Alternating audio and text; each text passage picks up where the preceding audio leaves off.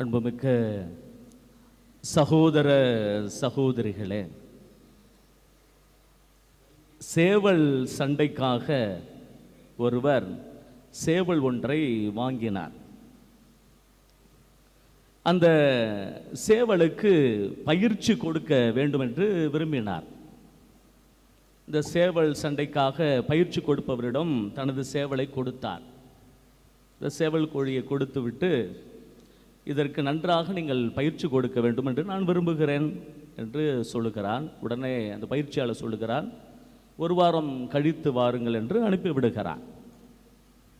இவரும் ஒரு வாரம் கழித்து தனது சேவலை பார்க்க அவளோடு போகிறார். அப்படி போகின்ற பொழுது சேவலை பார்க்கிறார். தனது சேவலை கண்டுபிடித்து விட்டார். அந்த சேவல் மரத்திற்கு அங்குமங்குமாக தாவுகின்றது, ரொம்ப அலப்பறை செய்கின்றது. இவருக்கு ஒரே மகிழ்ச்சி. சேவல் நன்றாக பயிற்சி பெற்று விட்டது போல உடனடியாக நம் சேவலை எடுத்துக்கொண்டு போய் சேவல் சண்டைக்கு பயன்படுத்த வேண்டும் என்று பயிற்சியாளரிடம் போய் கேட்கிறார். அந்த சேவலை என்னிடத்தில் கொடுத்து விடுங்கள், பயிற்சியெல்லாம் முடிந்து விட்டதா என்று. இந்த பயிற்சியாளர் சிரித்து கொண்டே சொன்னார், உனது சேவலுக்கு இன்னும் நாம் பயிற்சியை கொடுக்க ஆரம்பிக்கவில்லை, ஒரு பக்குன்னு ஆயிடுச்சு, இன்னும் ஒரு 10 நாள் கழிச்சு வாங்க அப்படின்னு அனுப்பி விடுகிறார். 10 நாள் கழித்து மீண்டும் அவர் வருகிறான். சேவல் தனது சேவலை கண்டுபிடித்து விட்டால் சேவல் அங்குமங்குமாக கொஞ்சம் பரபரப்பாக இருக்கிறது. அந்த மண்ணை எல்லாம் அப்படியே பறிக்குது, அப்படியே ரொம்ப ஆக்ரோஷமாக இருக்கிறது. ஓ சூப்பருங்க, நம்ம சேவல் நல்ல பயிற்சி பெற்று இருக்கிறது அப்படின்னு பயிற்சியாளர்கிட்ட போய் கேட்கிறார், என் சேவலை கொடுங்க அப்படின்னு. பயிற்சியாளர் சொல்லுகிறான், உன் சேவலுக்கு 100ல் ஒரு 20% தான் உங்களுக்கு பயிற்சி முடிக்கப்பட்டது சேவலுக்கு என்று. ஒரு சின்ன டவுட்டு வருகிறது. இங்கே இந்த சேவல் பயிற்சியாளர் நம்மளை ஏமாற்றி விடுவாரோ என்று கேட்கிறார் மனதுக்குள்ளே நினைத்து. அப்பொழுது அந்த பயிற்சியாளர் சொல்லுகிறான், இன்னும் ஒரு வாரம் கழித்து வாங்க, நான் உங்களுக்கு சேவலை சரியான முறையில் பயிற்சி கொடுத்து உங்களுக்கு கொடுத்து விடுகிறேன். ஒரு வாரம் கழித்து மீண்டும் போகிறார். தனது சேவலை கண்டுபிடித்து விட்டார். இப்பொழுது பதுங்கி நின்று இருக்கிறது போல் இருக்கிறது, ரொம்ப பவ்யமாக இருக்கிறது. இவருக்கு பயம் வந்துருச்சு. என்னடா இது, ஃபஸ்ட்டு தடவை வரப்போ மரத்து தாவுனது, 2வது தடவை வரப்போ ஆக்ரோஷமாக இருந்தது, 3வது தடவை வருகின்ற பொழுது அப்படியே பவ்யமாக இருக்கிறது. இந்த சேவலுக்கு பயிற்சி கொடுத்தாரா இல்லை அப்படியே விட்டுட்டாரா இல்லை நோய் ஏதாவது வந்துருச்சு அப்படின்னு சொல்லி அவர் கேட்கிறார். பயிற்சியாளர் சொல்லுகிறார், உன் சேவலை எடுத்து செல், பயிற்சி நன்றாக கொடுக்கப்பட்டு விட்டது என்று. சேவல் எடுத்து செல்கிறார். அந்த சேவல் சண்டையிலும் இந்த சேவல் வெற்றி பெறுகிறது.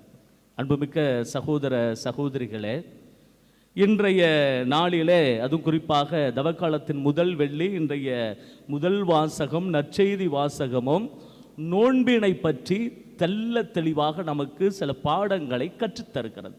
வீடத்தில் பார்த்தீங்கன்னா தெரியும் எது நோன்பு, நோன்புனா எது, அதுதான் நமக்கு இன்றைக்கு பாடங்களை சில வகைகளே நமக்கு கற்றுத்தர இருக்கின்றது.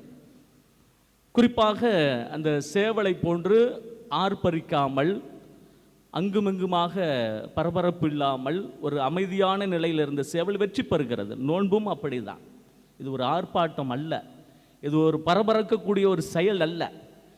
அதான் மத்தேயு நற்செய்தி 6வது அதிகாரத்தில் சாம்பல் புதன் அன்று நீங்கள் படித்திருப்பீங்க அந்த வாசகங்களை. அவர் சொல்லுகிறார், நோன்பு எது, மறைவாக இருங்கள் என்று சொல்லுகிறார்.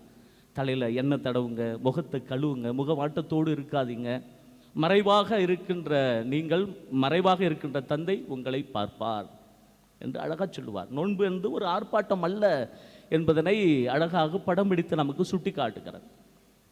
ஆனால் சின்ன பிள்ளையில் இருக்கிறப்ப நோன்பு விரதம் இருக்கிறது அப்படின்லாம் சொல்லுவாங்க. நாங்களாம் இப்படி தெரியுங்களா விரதம் இருப்போம்னா, சின்ன பிள்ளையில் இருக்கிறப்ப கடையில் ஒரு 3 இட்லி வாங்கி சாப்பிட்றது பொடி வச்சு, மதியம் ஒரு வாழை இலை போட்டு நல்ல சாம்பார், மோர் குழம்பு, ரசம், அப்பளம், பாயாசம். ஓகே, மதியம் முடிஞ்சிருச்சு. நைட்டு விரதம் இருக்கும்ல, நைட்டு பார்த்தீங்க அப்படின்னா 2 தோசை, பசிக்கும்ல, 2 தோசை, ஒரு வாழைப்பழம், கொஞ்சம் மாடு இருக்கிறனால கொஞ்சம் பால். இதுக்கு பேர் விரதம். எது நோன்பு, எது நோன்பு? எனக்கு ஒரு அம்மாவை தெரியும், ஒரு பங்கில் சின்ன பதராக இருக்கிற பொழுது ஒரு அம்மாவை தெரியும். காலையில் இது மாதிரி வெள்ளிக்கிழமை ஆயிடுச்சுன்னா நல்லா குளிச்சுட்டு நல்லா சுத்தமத்தமாக அப்படியே வருவாங்க. பூசைக்கெல்லாம் நல்லா அட்டன் பண்ணுவாங்க. பூசை முடியும், காலை பூசை முடியும், திருப்பலி முடியும். அவங்கள பார்த்தா அப்படியே பக்தி மயம் வரும். ஐயோ, இவங்களை பார்த்தா உண்மையிலேயே விரதம் இருக்கணும், இவங்களை பார்த்தா உண்மையிலேயே நோன்பு இருக்கணும் அப்படின்னு நமக்கு அப்படியே நல்லா ரொம்ப அழகாக இருக்கும். காலை திருப்பலி முடிந்த பிறகு அந்த தெருவில் உள்ள ஃபஸ்ட்டு வீட்டில் நுழையிற அம்மா 11:30 மணிக்கு தான் தன் வீட்டுக்கு மதிய சாப்பாடு சமைக்க வரும். அந்த அம்மாவுக்கு பேர் வச்சுருக்காங்க சிசிடிவி கேமரா. உலகத்தில் இருக்க அத்தனை நியாயமும் ஒவ்வொரு வீட்லையும் பேசுகிறது. எது நோன்பு?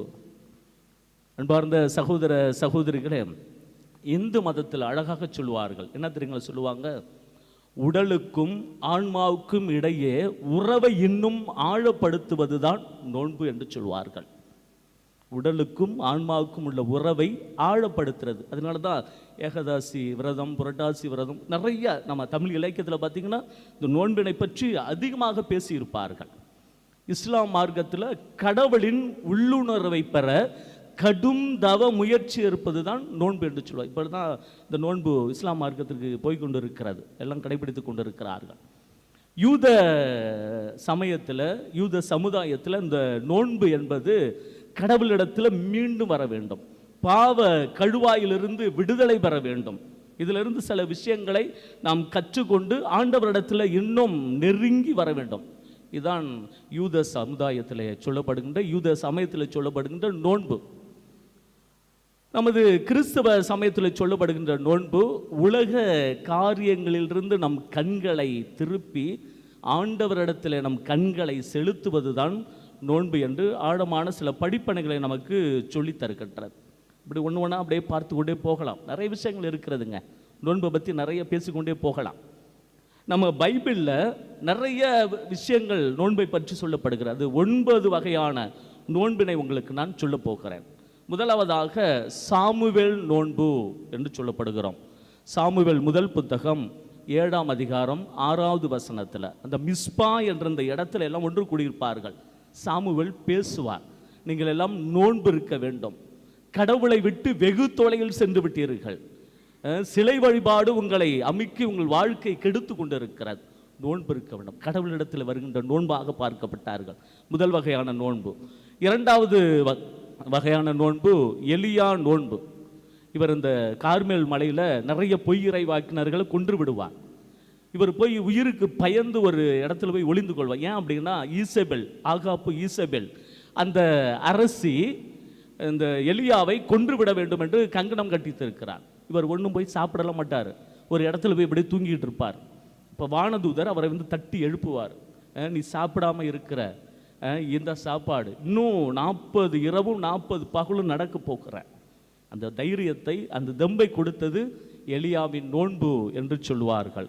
மூன்றாவதாக எஸ்தர் நோன்பு. இந்த எஸ்தர் புத்தகத்தில் உங்களுக்கு தெரியும், இஸ்ரேல் மக்களை ஆமானின் தலைமையிலே அழிக்கப் போகிறார்கள். இந்த செய்தி எஸ்தர் அரசுக்கு சொல்லப்படுகிறது. அப்போ எஸ்தர் போய் மக்கள்கிட்ட பேசுகிறார், நம்ம 3 நாள் நாம் நோன்பு இருக்க வேண்டும், இந்த நோன்பு வழியாக ஆண்டவர் நமக்கு மிகப்பெரிய வெற்றியை தரப்போகிறார் என்று பேசுகிறாருங்க. 3 நாள் அவர்கள் நோன்பு இருக்கிறார்கள். மன்னருடைய பார்வையில் எஸ்தருக்கு தயவு கிடைக்கிறது, அந்த இஸ்ரேல் மக்கள் காப்பாற்றப்படுகிறார்கள். இது எஸ்தர் நோன்பு. நான்காவது எஸ்ரா நோன்பு. இஸ்ரேல் மக்கள் எல்லாம் பல்வேறு இடங்களில் நாடு கடத்தப்படுகிறார்கள். அதன் நாடு கடத்தப்படுகின்ற அந்த சமயத்திலே அவர்கள் திரும்பி வருகிறார்கள். எதிரிகளிடமிருந்து காப்பாற்ற வேண்டும் என்று எஸ்ரா மக்களிடத்தில் பேசுகிறார். நோன்பு இருங்கள், நீங்கள் நோன்பு இருந்தால்தான் நாம் மீண்டும் நமது ஜெருசலம் தேவாலயத்திற்கு திரும்பி செல்ல முடியும் என்று மக்களுக்கு போதிக்கிறார்.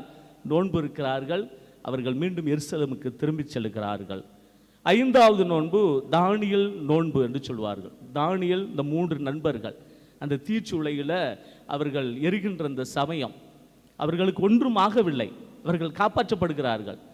தானியேல் புத்தகம் 10ஆம் அதிகாரம் 3வது வசனத்தில் படிக்கிறோம், தானியேல் எந்தவித இறைச்சியோ மதுபானமோ எதுவும் மருந்தவில்லை, அவர் கடவுளுக்கேற்ற திருவுளத்தை பற்றி நினைத்து கொண்டிருந்தார். அது ஒரு வகையான நோன்புங்க. ஒரு இறைச்சியை உண்ணவில்லை, மது அருந்தவில்லை, திராட்சரசம் அருந்தவில்லை. அது தானியேல் வகையான நோன்பு என்று சொல்லுகிறார்கள். 6வது திருமுழுக்கு யோவானுடைய நோன்பு. லூக்கா நற்செய்தி 1ஆம் அதிகாரம் 15வது வசனத்தில் படிக்கிறோம், திராட்சரசமோ மதுவோ அருந்த மாட்டார். அவர் பார்த்தீங்கன்னா வெட்டுக்கிளியும் தேனையும் சாப்பிட்டார்.